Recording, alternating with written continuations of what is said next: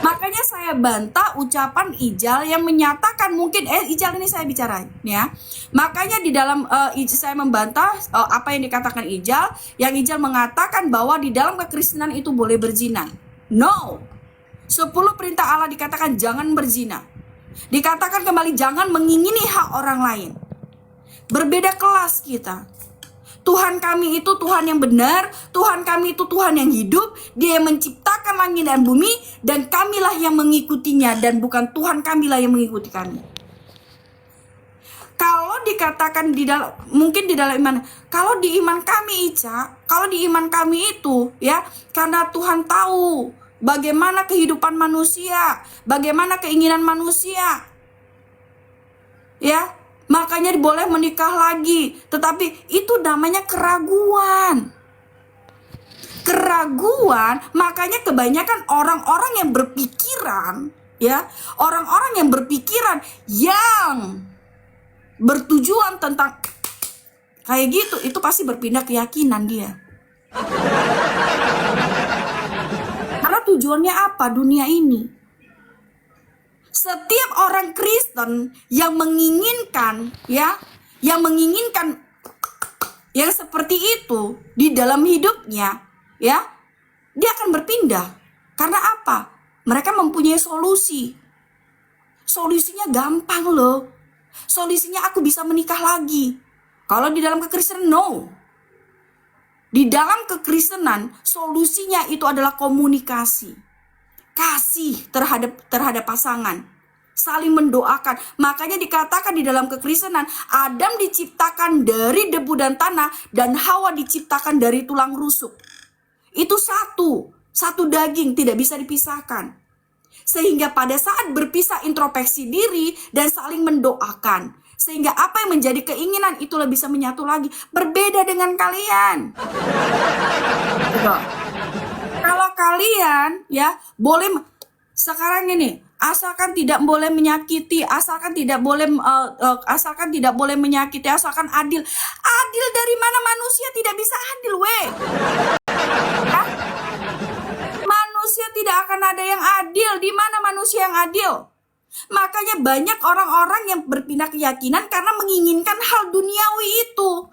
Karena mereka tidak mempunyai akal dan pikiran. Karena mereka tidak mempunyai kasih. Mereka tidak ada kasih di dalam dirinya. Mereka tidak ada akal dan pikiran. Karena mereka hanya menginginkan duniawi. Sehingga mereka menginginkan yang namanya pernikahan lagi. Oh, aku tidak diberikan anak. Aku tidak dikasih anak. Jadi aku harus menikah lagi ke sana. Sehingga biar supaya adil. Adil dalam arti menyakiti pasangan. Di mana di dunia ini bisa adil? Tidak ada, hanya Tuhan yang adil. Apakah itu tidak menyakiti pasangan? Menyakiti. Di mana seorang wanita yang sanggup melakukan itu? Yang memperbolehkan suaminya menikah lagi? Tidak ada satupun wanita. Di mana? Kecuali dia itu menginginkan yang namanya, oh nggak apa-apa dia menikah lagi. Asalkan apa? Itulah yang tidak ada ininya. Gitu loh. Nah, kalau dia tidak punya akal dan pikiran, pasti dia akan, oh ya udah, yang penting duitnya lancar, yang penting itunya dateng, gua nggak ambil pusing, ya kan? Gua nggak ambil pusing, laki gua mau nikah lagi, yang penting duitnya ada, yang penting duitnya lancar, yang penting gua dinafkahi, itu cerita. Yang penting dia itu datang. Yang penting begini, yang penting adil weh. Emang ada laki-laki yang ibaratkan dia menikahi perempuan itu yang nggak punya apa-apa. Pasti dia ada sedikit banyak pekerjaan dia bisa menghasilkan dan dia memberi. Dan seorang wanita ini hanya menerima karena apa? Karena dia suka itu aja. Gaca ya, kasihan ya. Ini enggak Ya. jelas omongan masalah. Sabar, Pak. Tidak pasangan.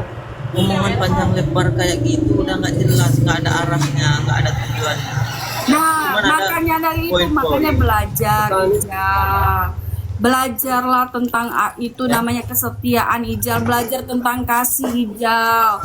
Supaya dapat pemikiran kamu. Kalau kamu tidak belajar kasih, kalau kamu tidak belajar tentang keikhlasan. Kalau kamu tidak belajar dengan kesetiaan, ya gitu-gitu aja nanti Ijal. Itu Kasihan makanya aku lihat kau nanti Ijal. dek, dengar dek, adek lah yang justru harus belajar tentang Alkitab adek sendiri ya. Kakak lihat kau Ijal. Ya. Pelajari Alkitabmu sendiri.